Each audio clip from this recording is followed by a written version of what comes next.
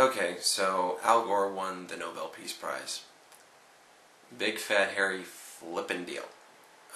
The Nobel Peace Prize has basically been, for the last 30 years, a place where people who are anti-capitalist and anti-American can go and get a couple $100,000. I think it's over $1 million now, actually, but anyway. The other Nobel Prizes are actually still for real things, but the Peace Prize is pretty much the anti-American socialism platform. So, and that would pretty much describe Mr. Gore, in my opinion.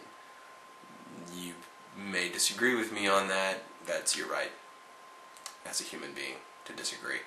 So anyway, I'm not going to go through it. I tried before and it just takes too long, but I'm going to give you a link to some inconvenient truths to Mr. Gore.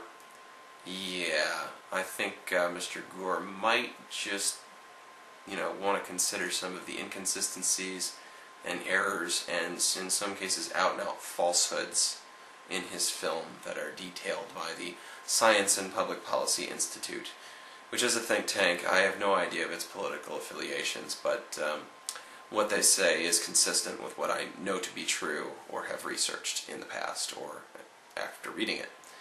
So, suffice to say, from what I have read, and this is my opinion, from what I have read, and I am not a scientist, from what I have read, there is no proof of a link between human beings and global climate change. Let me repeat that. There is no link between human beings and global climate change. I know that's not what they teach you in school. I know that's not the common consensus among the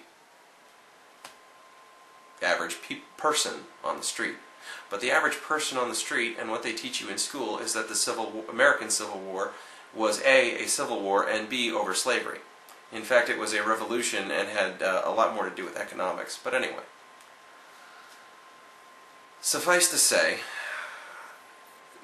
the Earth's temperature in the English-speaking world has been increasing for about the last 150 years, and throughout most of the rest of the world for the last 70. And we have super hyper-accurate records for most of the world for about the last 30. What we also know is that for the 250, 300 years before the recent warming, the Earth's temperature had been in decline. And that for about 300 or 400 years before that, the temperature had been rising.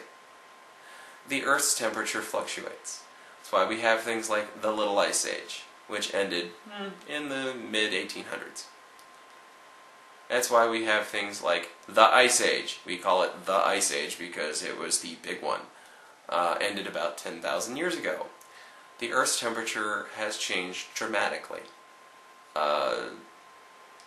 The simple fact of the matter is,